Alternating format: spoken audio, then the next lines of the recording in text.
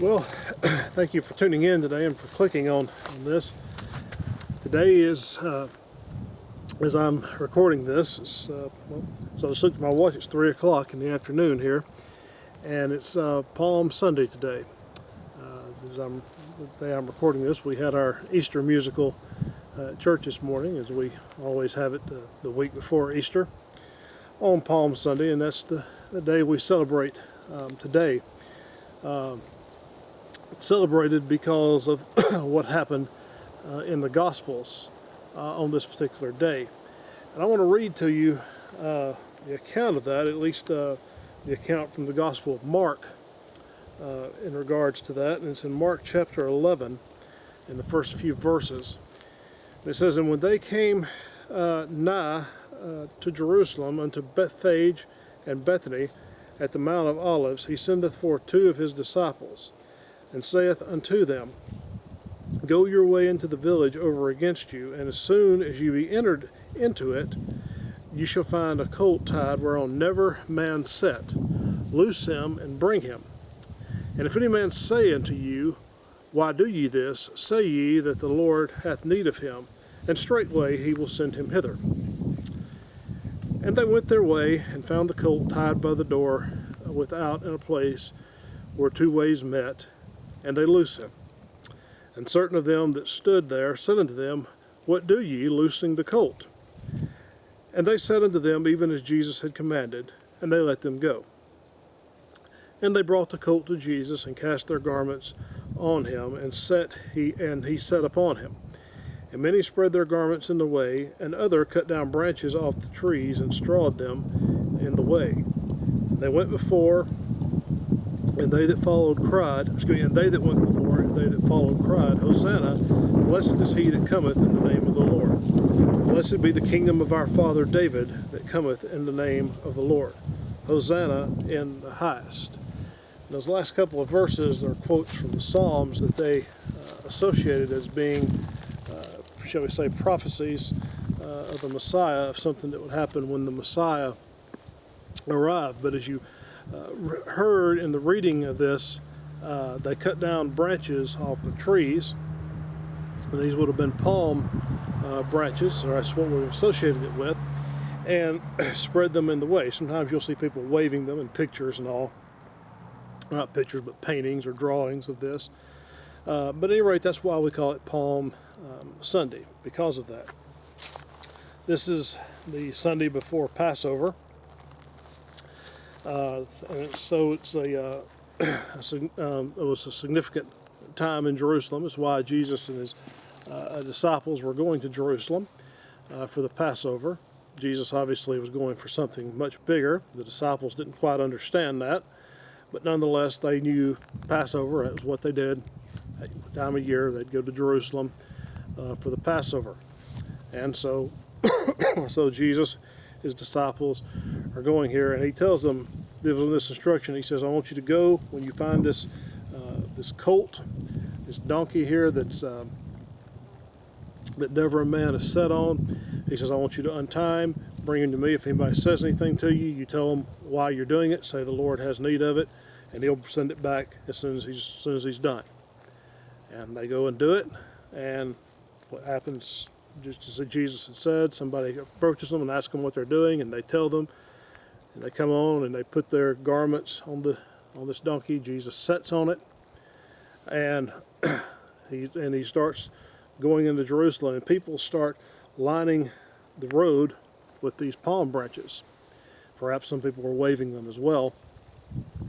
And they start saying, Hosanna, blessed is he that cometh in the name of the Lord. That was a quote from the 118th Psalm. And they say, so they're making this big celebration. The other Gospels tell the same stories, adds a few details and leaves a little bit out in places, but nonetheless it's the same story of Jesus coming in to Jerusalem for the time that we call the Holy Week. It is interesting to think of how Jesus did this. This was not the way. It's been said by some that this is probably not what the way that people would have expected a conquering Messiah to come in. They wouldn't be expecting him to come in on a donkey. And it's been said if you were if it had been a Roman soldier standing nearby looking at it, they'd have said, it doesn't look like any celebration I've ever seen or that I'd be familiar with. What they were familiar with back in Rome, if they had seen one of these, would have been a conquering general come in all decked out in his in his armor and all that, and with a big crowd around him, and he'd have been on a big horse, a big steed, riding into a lot of that. Seeing this guy coming in on a donkey and just the ordinary garb of a ordinary person of that time, this Galilean prophet who was kind of stirred things up. He's riding in. There's no army with him. Seems like a strange way to celebrate. Maybe even to many of the people around, that was sort of a strange way. But maybe they thought he was going to do something, later on. That it was going to be a little bit different. That he was just coming in this way, but it was going to be something different, during the week. During as they got closer to Passover, something would happen. He wasn't showing his hand yet, perhaps. But of course, the reality is, yes, Jesus was coming here to conquer. He was coming here as the victor, but it was not going to be the victory. It was not going to be done the way they thought it was going to be. They thought maybe, like the Romans had, that this was, it was going to be somebody on a white horse and with armor, and that's eventually what's going to happen, and that's kind of what they were hoping for, but it didn't happen, and so forth, and it didn't happen yet, but it would. But that wasn't what Jesus was coming for.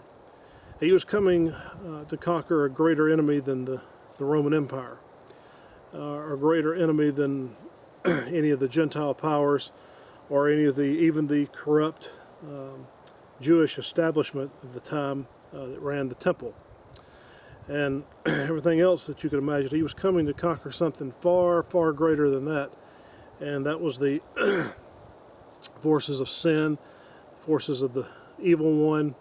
That was what he was coming to conquer. That was what he was coming to win victory over. And he was coming to win victory over a different enemy than what they were anticipating, but he was also coming to win the victory in a different manner than what they thought. He wasn't coming with sword and the spear and all of these things that you would expect, catapults and crossbows and all the battering rams and the things that the Roman army would have used, or that any army that could anywhere close to successfully have opposed them would have had to have had. He didn't come through with any of that. He came there with something totally different. He was coming to conquer, in a sense, by being conquered. He was coming to defeat sin by at least what would look like being defeated himself. Of course, it wasn't, but he came to do the greatest act of strength that could be imagined was going to be done by means of weakness. Paul says later on in 1 Corinthians that God has chosen the weak things of this world to confound the strong, or to confound the powerful. And that was exactly what happened through the cross. It was the weak, as it were, confounded the strongest enemy that there was defeated by act of what we would seem to be weakness. And it's worth noting, just a few days before this, I read in Mark chapter 11, if you go back just a few verses before, in the 10th chapter, Jesus tells his disciples this. He says, the Son of Man, this is Mark 10:45, he says, the Son of Man did not come to be ministered unto, or to serve, or to be served. He says, but he came to minister unto, and to give his life as a ransom for many. He had told them what his purpose was. He was coming to give his life a ransom for many. That was an act of rescue, to rescue someone, to pay the ransom for them. And that's what he was going to do, but he was giving his life to do it. He was going to pay for it by the giving of his life. So this was the beginning of it in Palm Sunday when he comes in, not the regal pomp and circumstance that you might see with a conquering king being honored, or the general who's just won a major battle coming through. No, it's nothing like that. It was just an ordinary man riding an ordinary beast. But it was through that what he did, that was going to be the way that he was going to win the greatest victory that would ever be won. So that's the beginning of it. It happens on Palm Sunday, which is, as I'm recording this, depending on when you're watching it, I'm going to hopefully have it up before the end of the day. But that was the way the victory was to be won, and this was the beginning of that the story of the Passion Week, or the Holy Week, as we call it. And I'm hoping to do some more of these in this week. If you don't recognize the place where I'm at here, there's a good reason for that. I've never filmed out here before. Actually, where I'm filming at right now, what I'm looking right at that you can't see at the moment is a cemetery. And let me turn the camera around here so you can see that behind me here. There's woods back here. But right here you can see, right there is where I had this camera propped up at, on this headstone here. And there's a church right over here, and I'll walk over here and show this to you. This is area where I live at here. This is a very remote area. There's some cars that come by, but sometimes you can come out here, and sometimes I occasionally come out here and walk on this road. And there's a cross. That's of course for this that particular plot right there. But as I say, I come out, you can see I don't know if you can see the road right there ahead of me. And I'm parked just over this way a little bit.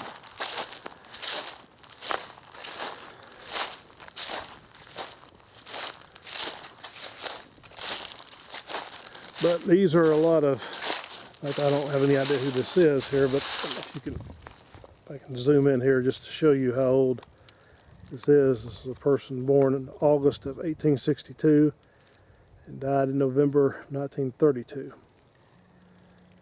So somebody person was older than my great grandparents. Here's one that's sad here. This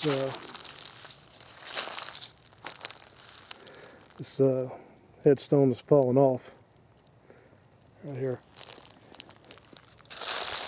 But this, I have never seen this before. This